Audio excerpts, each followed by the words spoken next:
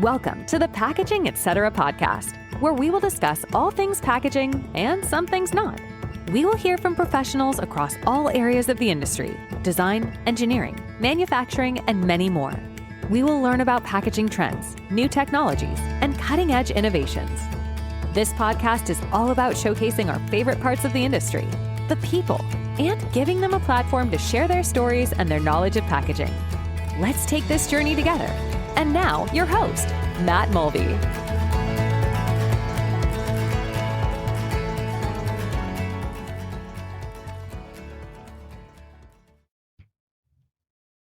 Ladies and gentlemen, welcome back to another episode of the Packaging Etc. podcast.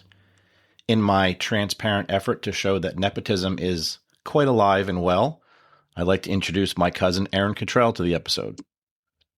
Thank you for having me. Yeah, this is my first relative on the show, so excited for that. And just to lay the cards out on the table for everyone, yes, Erin is my cousin, my second cousin to be exact. Our mothers are first cousins. But Erin's not here with me today solely because we're related. As it turns out, she has quite an interesting, I'll call it packaging adjacent backstory, and one that I thought would provide for a rather interesting podcast episode. So here we go. Erin, if you wouldn't mind, start by just giving us a flavor for your background and experience and where this whole packaging adjacency thing comes from. Yeah, so my background is a little non-traditional. So I went to culinary school with the intentions of being in the events industry and catering industry. I did get my start there. I was a catering banquet chef at Eagle Oaks Golf and Country Club in Farmingdale. We did weddings and bat mitzvahs and birthday parties. Got my taste of being in the back of house. Then I went to hospitality school where I wanted to further my passion for the events industry. And that's where I got introduced to high-end events and catering in Manhattan.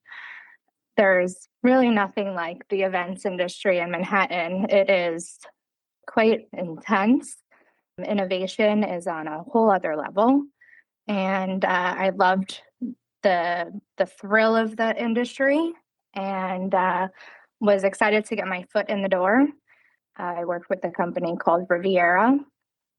And like everyone else in 2020, the events industry came to a halt. All of a sudden, all of our events for the calendar year got completely canceled. We had nothing on our schedule for the upcoming year. I was actually laid off for a few days, which was quite devastating because I was newly graduated from Fairleigh Dickinson University, eager, energetic. How old was I? 21-year-old, making my mark in the industry. Then all of a sudden, I was let go. So New York City reached out to Riviera because they were in a bit of a pickle. They were tasked with feeding all of the homebound senior citizens who couldn't leave their homes during the pandemic. And they remembered us from doing an event for them. Earlier that year, we donated something to the city for a function they were having. And they were looking for partners to help launch this Get Food program for the senior citizens so that they were not going hungry during the pandemic. So within 72 hours, I was brought back on board with Riviera, and I had a new hat to wear. I had to help source packaging for this project. So I remember when I got the call, I had to go to the grocery store and start the R&D process of finding ingredients, knowing the requirements that the city had in store, how much protein needed to be in each meal, how much grain, how much vegetables. And I had to play around with all packaging that was available in the grocery store to figure out what could work, right? Riviera knew how to do high-end events and catering best. We didn't know how to do emergency meal preparation. So it was really just trial and error and figuring things out. So I was really thrown into the packaging side of things. We had to provide, during the height of the pandemic, we were providing 72,000 meals a day for Wow. senior citizens. Yeah, which was pretty crazy. So we had to figure out first how we were doing all of this. We had a commissary in Coney Island that we converted. It was a ballroom, which we converted into a packaging room. Then we had to figure out the logistics of how we were going to store everything. So we brought in these walk-in coolers and freezers and lined the streets of Coney Island with these pieces of equipment, storing everything. And, packaging was key because we had to optimize our space wisely, right? We were in the middle of Coney Island. We didn't have ample space around, so we really had to utilize our space wisely. So I had to take that into consideration with the packaging. What could fit in a shopping size bag, right? How many meals could fit in a shopping size bag properly and then get put on a rack and then stored in the coolers and then brought out of the coolers for delivery. So we had to plan everything from menu development to the time it got to the client's doorstep. Now, how many people were involved in this whole process, pumping out Oh my 72,000 meals a goodness. day? We had about overall, I would say around a couple hundred employees all day. It was a 24-hour operation at first to Okay. just get up and running. What, divided And into what was shift work? nice, yeah. So what was nice is most of these individuals who we hired were folks who were let go because of the pandemic. So whether it was restaurants that had to close down, people who worked at hotels who didn't have work anymore because, hotels weren't booking. Yeah, nobody was We were traveling. able to bring them, yeah. So we were able to bring them on board and they were able to pay their bills and continue on with life. So that was nice to be able to support the local community in that regard. But it was a 24-hour operation at first. And what was intense was the packaging. First off, I didn't have any experience with packaging. I had my entire kitchen filled with all sorts of containers, snap lids, everything, trying to see what would work. And what really threw the wrench into things was that this was during the pandemic. Ports were not fully staffed. So we had to take that into consideration when ordering these containers. We had to order tractor trailer loads at a time. And I had to monitor the quantity. Some days our quantity would boost without much notice, but I always had to make sure our par level stayed at a certain level because I would have to give ample notice to the vendor who is bringing in these containers for us. So some days, it was great finding a good partner to work with on this. He would pick up my calls late at night, early in the morning, if there was an increase, if there was a jump in our numbers of folks who were feeding, because we were feeding folks in all of the boroughs. We were one of 4 food vendors at that time. So our numbers were changing drastically. During the height of the pandemic, we were providing over 650,000 meals a week. Wow. It's amazing. It's really nice to hear about, local community banding together, and the fact that you were able to pull at least part of your workforce from people who had been displaced because of the pandemic. I think only it makes the story that much more heartwarming. So that's really great to hear. But 650,000 meals a week is it's mind-boggling to think about. Yeah, and the one thing Riviera really had on our side was we knew how to make really good food. Riviera has been in business for over 120 years. It's a family-owned business.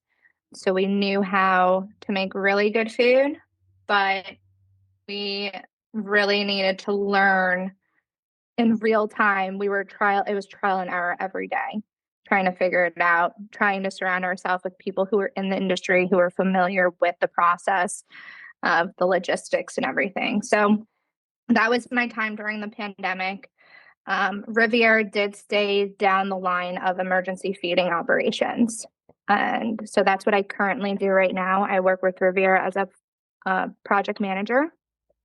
So I help oversee any new business that we get, and I help launch it. So, for example, after the pandemic, we were hired to work at Fort Dix down in Lakehurst, and we were feeding the Afghan refugees who were coming in from Afghanistan and who were being housed at the base there. So we were feeding about 12,000 Afghan refugees a day. Okay. So, and it's funny thinking about that, the line of work that I'm in full time, just thinking about, where I started, right? I was in New York City, in Manhattan, working these amazing events, and the innovation was insane, and passing trays that were 6 feet long going through a party with, extravagant hors d'oeuvres and things. And then I go to, wearing boots and jeans and being in the middle of a military base feeding Afghan refugees. So I've been really missing that part of my life of the events industry. So I recently launched my own business on the side. I've taken a little step back from Riviera full-time role, so I can accommodate my side venture, which has meaning to me. Netta Rose Events. It is named after my grandmother, so your aunt. Yeah, my great aunt And has a meaning. yeah, has great aunt. meaning to a lot of us. Yes, we came from a family that, family gatherings were everything. That was my earliest childhood memories, was all of our family gatherings down at, Uncle Freddie's house for 4th of July, Memorial Day, Labor Day, the Christmas parties down in Big Grandma's basement. Yep. So that's really where I developed my love for events, was at that young age. And I've been missing that. I love the line of work I'm in. I love the humanitarian effort behind the work that I'm currently doing with Riviera, but I also really want to get back into the events industry. So Netta Rose is a day of event coordinating business where I come in and I help a host who has already planned their whole event. And I come in and I am the extra set of hands so that host can enjoy their event and can actually talk to their guests and not be running around trying to refill the buffet or make sure the decor is okay. So I will help them from start to finish. And so far, it's been going really well. So, if you don't mind me asking, what kind of events are you talking about? What kind of events have you done so far, at least? So I've done weddings and engagement parties and pre-wedding gatherings at people's homes while they're getting ready for their wedding. I'll come in and I'll set up a spread of catered food that they might have ordered beforehand, and I'll make sure their house is completely clean while they're off to the wedding. Okay. And enjoying themselves. I have a partnership with a local events company who hired me for 6 events just within 2 months of 2025. So I completed those events, and they also hired me for 6 events in 2026 as well. So, and I'm their extra set of hands, called an event producer. So I come in and I help produce the event for them. And it's all the day of work. That way I can still balance Riviera whenever I need to during the week. And then my line of work for Netta Rose is mainly the weekends. Okay. So Netta Rose is off and running already. That's great. Yes. So Netta Rose is named after my grandmother. She was, in my mind, one of the ultimate hosts. And Rose is named in honor of my grandfather, Papa Bluey, who had a gorgeous rose garden in his backyard. And it was just a symbolic, way of honoring both of them together was Netta Rose. That's beautiful. It's been a fun journey. Again, looking back at it, I would have never thought I'd be where I am doing the things I did, but it's been a great journey so far. So you talked about how the pandemic kind of pushed and pulled you and your career into unexpected directions. And it's interesting because I've spoken to other people who have had similar experience. I mean, pretty much everybody had an experience to one extent or another due to the pandemic. But I've heard the phrase COVID pivot bandied about several times. And I thought it was kind of interesting that, that parallel, plays out with your story as well. For my own story, it wasn't pandemic, but it was the 9/11 attacks. I graduated college right after 9/11, and the market was tight.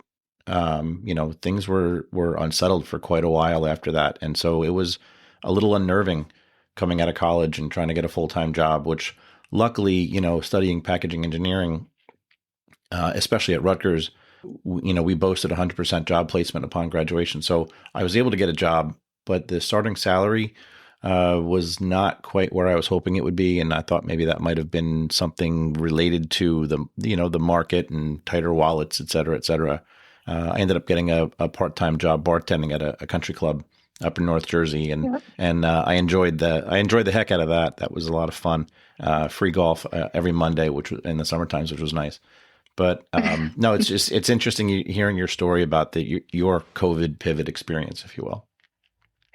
Yeah, and Riviera as a whole, they had to look at it as, it's either we close our doors and, our staff have to go on unemployment, or we can figure it out. Mm-hmm. And that was really, we call it the COVID pivot in our company as well. We pivoted in order to stay in business, in order to keep the lights on and just keep things moving. No, I get it. So I did want to ask you, just from your experiences, specifically about the packaging that you were leveraging to provide these meals. What would you say are some of the more important criteria? Like, what was it? What were you looking for? You said you had your kitchen full of packaging components and trial and error and whatnot. So what different things did you try? What things did you discover early on that you liked, that you needed? What were some of the features that really kind of helped you get to the point where you said, you know what, this is the end all be all. This is what we're going to use moving forward? Yeah. So starting off, we knew as a company we could not get in something called a tray sealing machine. So that's what the tray sealing machine is, typically what you see in the frozen food aisle, right? Like those prepared meals where it has that film on top of it. Those machines are extremely costly. So we needed a solution that we could get our hands on immediately. And that was unitized trays with a snap lid. So first I knew that was the route we had to go down, was the unitized tray, which some people might have it in their homes, what you store leftovers in, and you just pop the lid right on. Yep. And so I went into the grocery store. I knew the requirements of the protein, vegetable, and green. So they all had to be a certain amount of ounces. So it was really, the challenge was finding a container that didn't make the meal look too small, right? So it had to have the proper compartments. So if I put the piece of chicken in one compartment, I wanted it to be full. I wanted it to look full. I didn't want it to look like it was minuscule. Okay. Or the grain. So that had to be planned properly, right? When a client is receiving their meal, you want it to look as full as possible. You don't want it to look skimpy, but you also need to make sure you're meeting the daily requirements that the city had in place for us. Yeah. So that was difficult, just trying to narrow down. There's so many different types of to-go containers. We mainly stuck with 1 compartment or 2 compartment trays. 3 compartment were harder to source during the pandemic. So we mainly stuck with, let's say the 1 compartment would be a bed of rice with chili and cheese on top of it. So that would be a 1 compartment tray. So that's what I was doing in my kitchen, was we needed to have a starting point. We needed to be able to start from somewhere so we knew how to order. Over time, so present day, we are not doing stat blitz anymore. We have a tray sealing machine that is what you would see in a food production facility, because we have completely transformed the ballroom into a true production facility with 2 packaging trays, machines, I should say. And you place the tray inside, so the empty tray. They have custom vessels for you to put the tray in. You scoop your food into it, and it moves like a conveyor. It's a conveyor belt. And then it gets heat sealed with a film. Okay.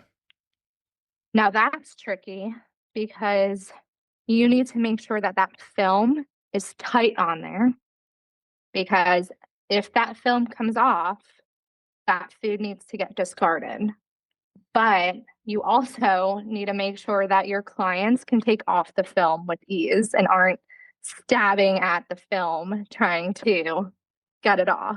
Yeah. So it's a happy medium of trying to figure that out. When we first got the sealing machines in, the film was not adhering well to the container that we were utilizing. So we had to keep playing around with it just to figure out that balance, because that sometimes it was getting too tight, and that's not great for especially the older adult community trying to get those off. But we found that balance, and again, that's how the food is preserved. If the film is not right, it leads to quicker spoilage in the refrigerator. Okay. If moisture is let in. So there's the tray itself is so important to what we do. If it cracks on the side, you have to throw it out. So you need to make sure it's in a sturdy tray. New York City has standards. We work with New York City. We work with New Jersey. We're working in Massachusetts as well. And they all have their own standards, but it needs to be a compostable tray. Okay. It needs to be able to go into a refrigerator, a freezer, a microwave, an oven. So it needs to be able to withstand all of the different environments and still be intact. So that was also another R&D situation where we had different trays of different thicknesses that we were putting into the oven. Because sometimes if the tray is too thin, it will start actually collapsing inwards when heating up in the oven. Mm-hmm. So we had to make sure that whatever product we were utilizing, first it had to, be cost efficient, but also be able to withstand the high temperatures of the oven. So what kind of shelf life were you looking to get? I mean, how long would you typically expect the meal to stay fresh once it was sealed before it got to the client? Because it doesn't sound like this is something you're making and storing for weeks or months on end. It's almost like a just-in-time manufacturing operation. Correct. So our operation does not there's certain packaging mechanisms that will pump gas into the tray to preserve its shelf life.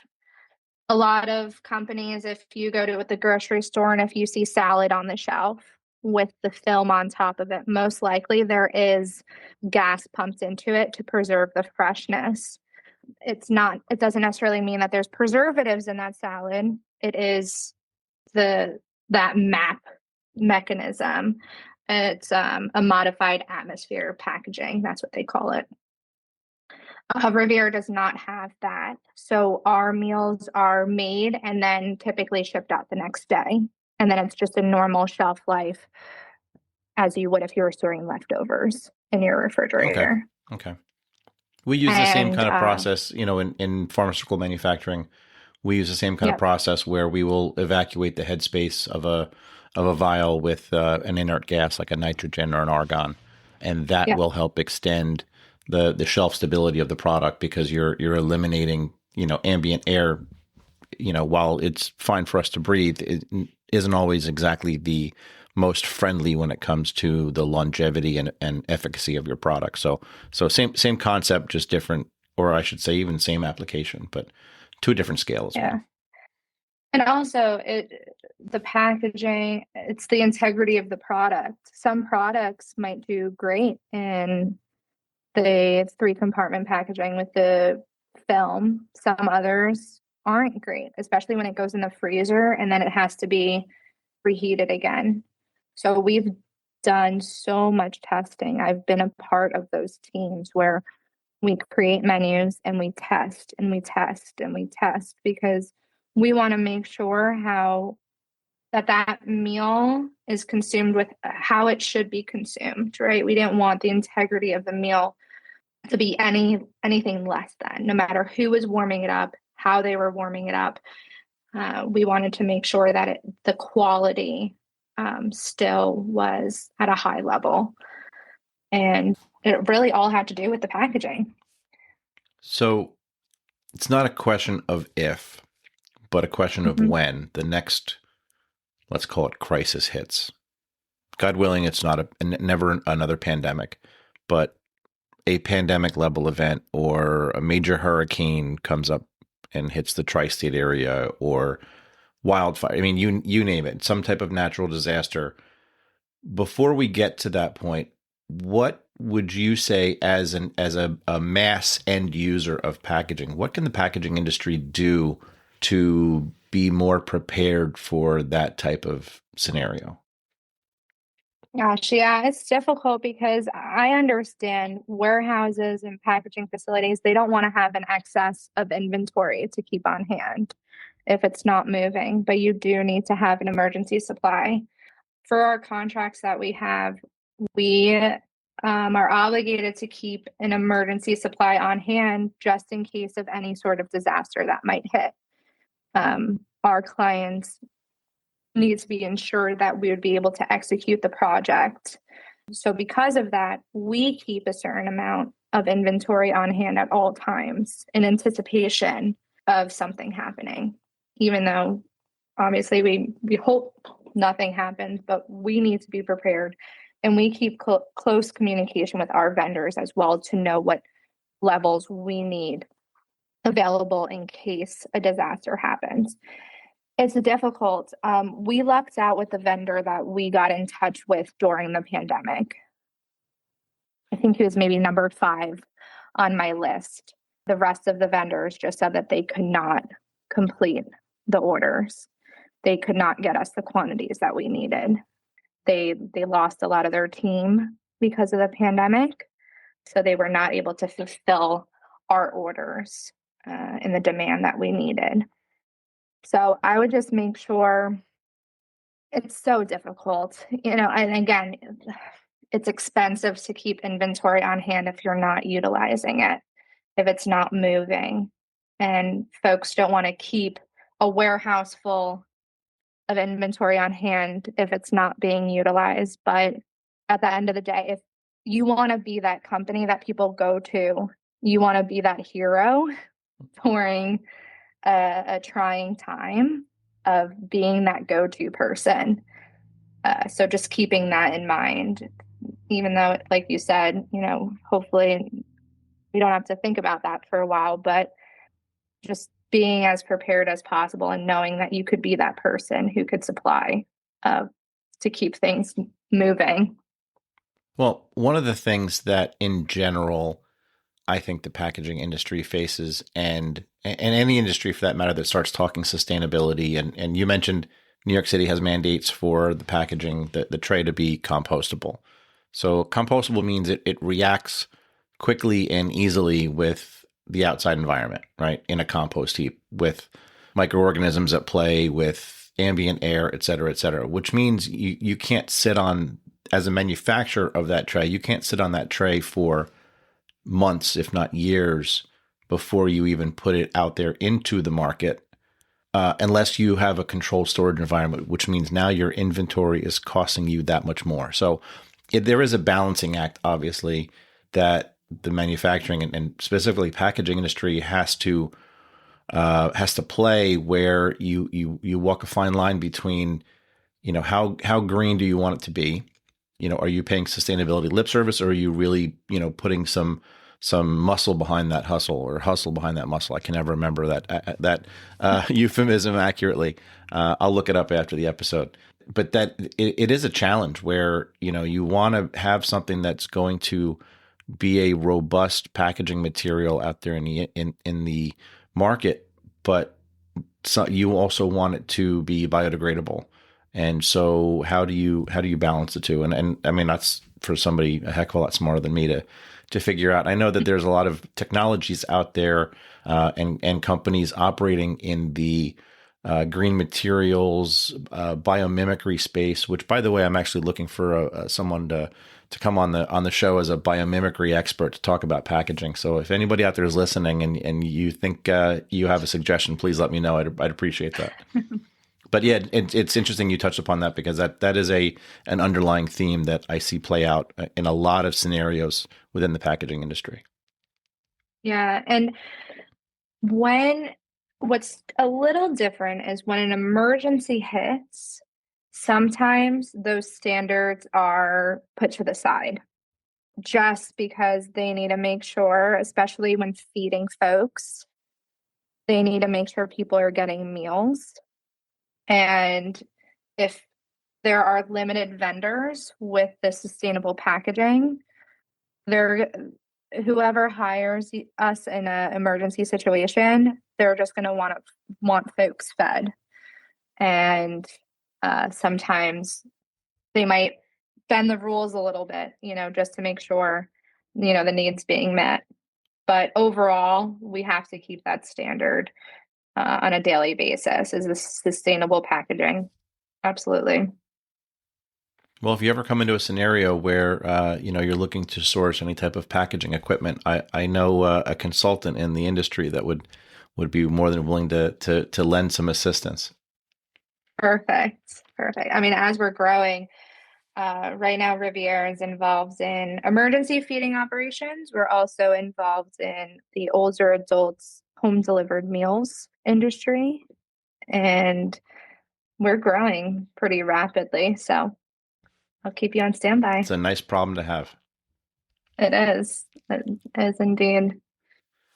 So, going to take a quick pivot here, going through your responses, your lengthy responses to the questionnaire. You were definitely number one by a wide margin on the length of responses. So I appreciate your diligence and detail.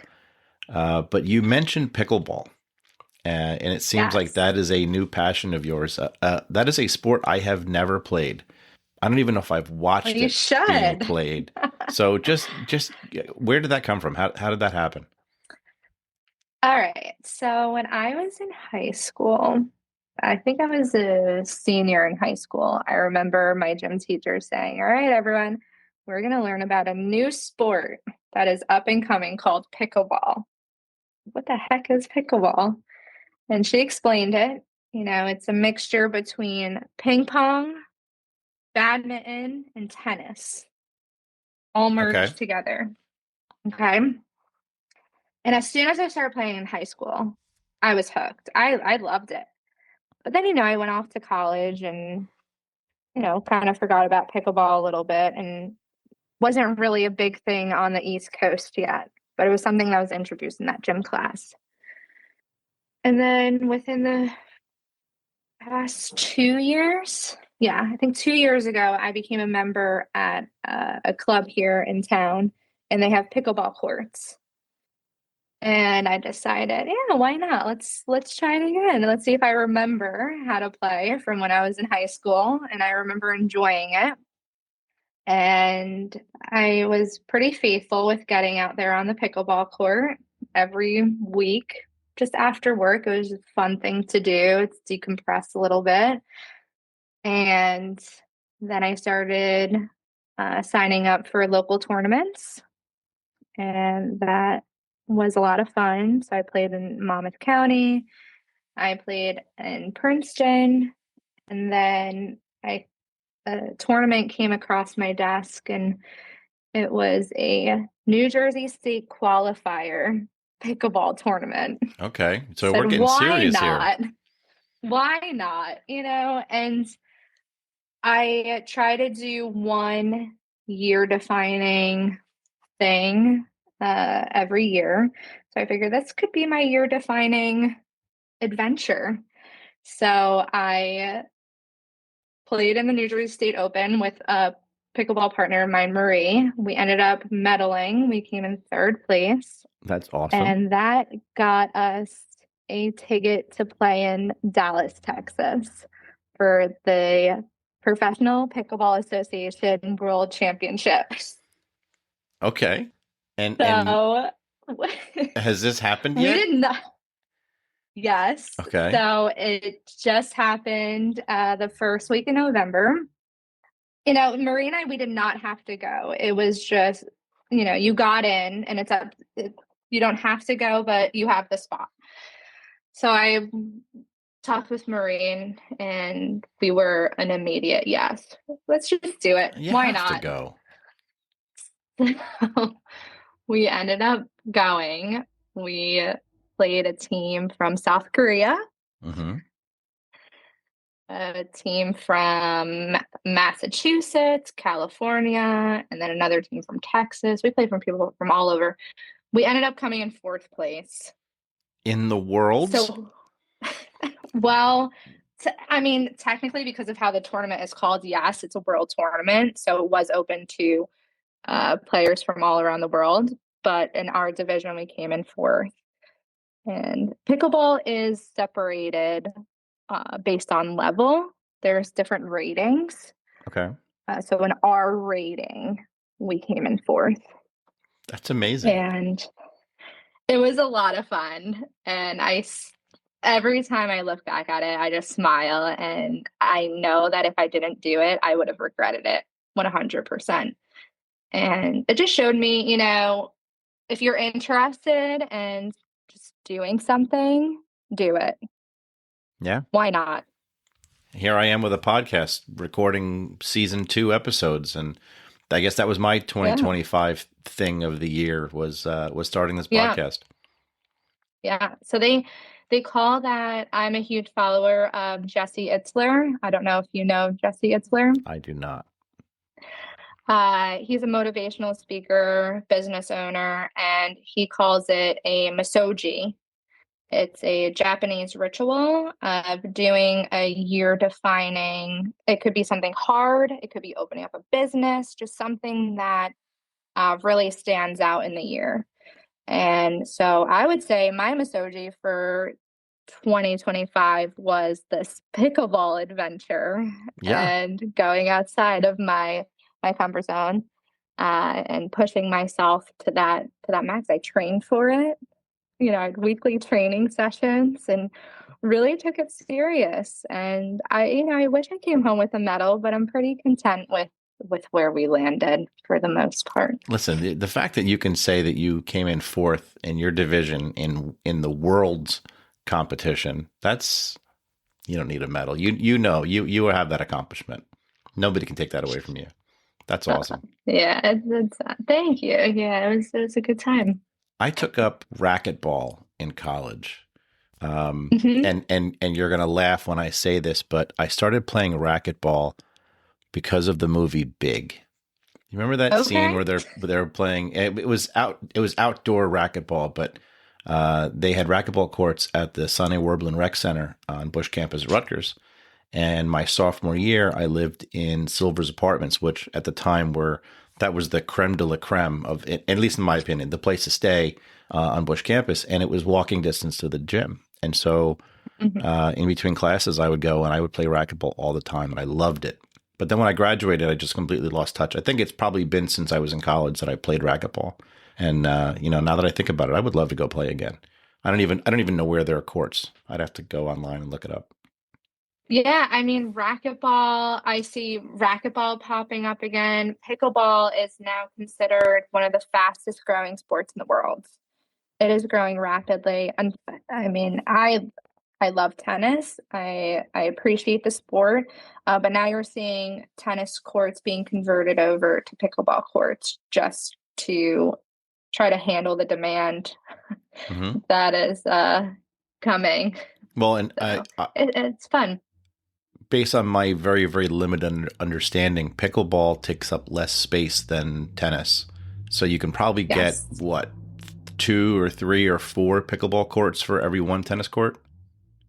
Correct. Yeah, it's a smaller version of tennis, so you can definitely take up more space with the pickleball courts. Utilize and optimize the space.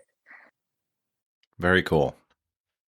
So there was something else in and I have to make this reference because it's exactly where my head goes. But one of the other comments you made in your questionnaire responses was you made a reference to the New York City Wine and Food Festival. And as soon as I read that, my mind went right to Catalina Wine Mixer, which is from the movie Step Brothers. And I could not stop laughing because there's an expletive in there, but I'm not gonna share that in the episode. But it was just kind of funny. So if you wouldn't mind, just a quick story, New York City Wine and Food Festival, what's it all about? So the New York City Wine and Food Festival, I've been volunteering at the New York City Wine and Food Festival since I was, let's see, a freshman in college. So quite a few years now. Food Network hosts it. It's all sorts of events throughout Manhattan, and Food Network celebrity chefs host these events, and it's tickets that are available to the public. So the public can purchase tickets to go to these events. So typically they're themed. So it might be a tacos and tequila night, or it could be a private dinner with a famous chef who's cooking you dinner with, in an intimate environment, maybe 30 other guests with you. It could be a fun baking class. It could be a Halloween themed event.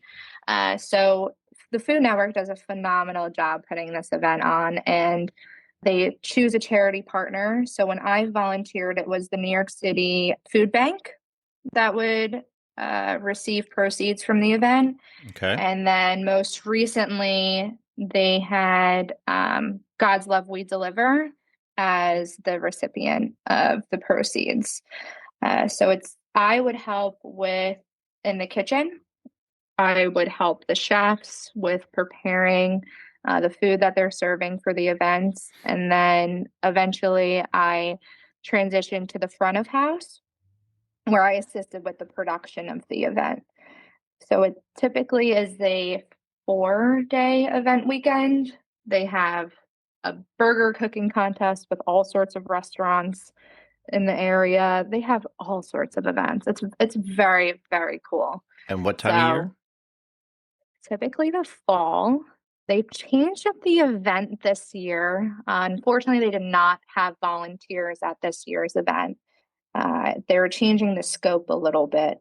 So maybe they'll bring back volunteers next year. Hmm. I typically like the Mediterranean brunch. That's a fun one.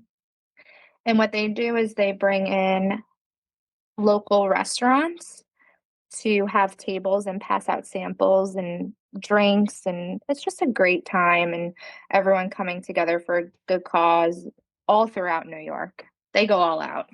That sounds like fun. It is a lot of fun, especially if you're a foodie. It's a good time. You can event hop and go to all sorts of events. I might have to check that out for next year. Yeah. Add that to the list of things to do.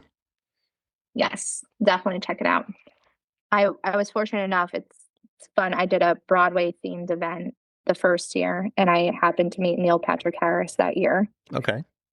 So you never know who you're going to meet. Very cool.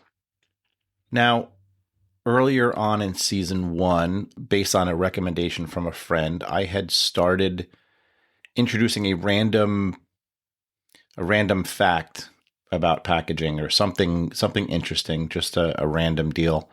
And I understand you actually have something that you wanted to share. Yes. Well, it's something food and packaging related. I know I love pizza. And when you order pizza, do you know the reason why there are holes in the pizza box? Why there are holes in the pizza box? Correct. I never really thought about it, but I would assume it's to vent some of the steam out. Correct. So it vents the steam out, and it does that to keep the pizza as crispy as possible. Because if the steam is trapped inside the box, people will be having soggy pizza. Yeah. So in addition to the pizza box having holes in it to let the steam out to preserve the freshness and the crispiness of the pizza, that's also the case when you go down the bread aisle and you're getting a loaf of bread. You might notice some little holes in your bag of bread. So that's not to keep it crispy. That's to make sure that any moisture is getting released from the bag. Because if the moisture is trapped within the bag, your bread's gonna spoil quicker. So it's interesting to take a peek the next time you order something or you go to the grocery store. Take a peek to see if there are little holes or anything like that, to see how they're preserving the freshness and keeping the integrity of the product. That's interesting. One more thing for me to look at when I go to the grocery store, as if it doesn't take me 4 hours already. A fun little tidbit. Mm-hmm. No, thank you. I appreciate you sharing that. Of course. So we are about up on time, but wanted to ask if there are any philanthropic organizations you would like to give a quick shout out to before we wrap things up.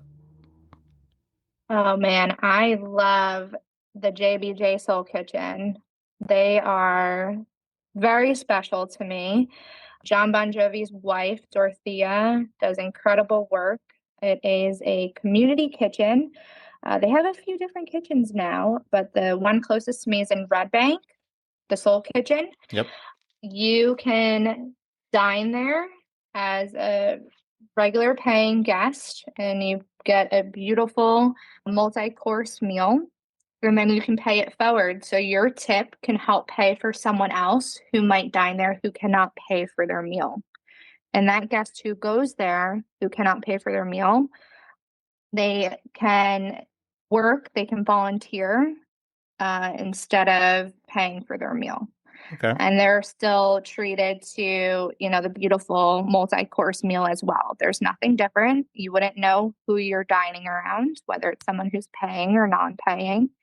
And it's a really beautiful initiative, and it's great to help build the local community, because if you have a warm, hearty meal, they say that that's just the start, right? You're able to think better. You're able to carry on with your day a bit differently if you have a full stomach and if you're hydrated. And so this is that initial step to help people get on a better path for their life. And they also help with finding folks housing if they need housing, any medical assistance. They're just a great organization for our local community, and I'm proud to have volunteered with them and just love the work they're doing. Yeah, I'm familiar with JBJ Soul Kitchen. I've never dined there, but spent a fair amount of time in Red Bank and walked past that place probably a dozen times. Matter of fact, I shouldn't admit this too loudly, but whenever we go to Count Basie Theater, I like to park down by JBJ Soul Kitchen because the parking's free over there, and then I just walk the 5 blocks or so because I'm too cheap to pay the $3 for parking and fight the traffic. But one of these days I'll get there for dinner. Yes, definitely go. You're going to get a delicious meal. I went to culinary school with the executive chef. She's fantastic, and you're going to be blown away with the food, and you're also contributing to a great cause. Sold. All right. Well, listen, this has been a lot of fun. I appreciate you coming on the show. Great to catch up and hear the backstory and the COVID pivot and hospitality management and, feeding, the 5 boroughs and feeding Afghan refugees and how packaging played a role. I think it's been a really interesting conversation and wish you the best of luck with Netta Rose. If there's anything I can do to help, feel free to reach out, but sounds like you're already off and running. So that's great to hear. Thank you. I appreciate you having me as a guest. It's been a lot of fun. Yeah, this has been a lot of fun. But before I let you go, please let our listeners know how to get a hold of you. Website, social media, etc. Listeners can visit my website, which is nettaroseevents.com. You can also visit my Instagram page, which is nettaroseevents. Sounds good. I think we're already connected on Instagram, are we not? Yes, I think recently we started following each other. Yeah, I've just started on the Instagram platform, so I'm slowly but surely learning. Same here. All right. Well, that's it for this episode. Ladies and gentlemen, thank you so much for listening in. Be sure to hit that like and subscribe button. I very much appreciate any support you can provide. Feel free to leave a comment. Love hearing from you guys. And with that is all. And until next time, take care.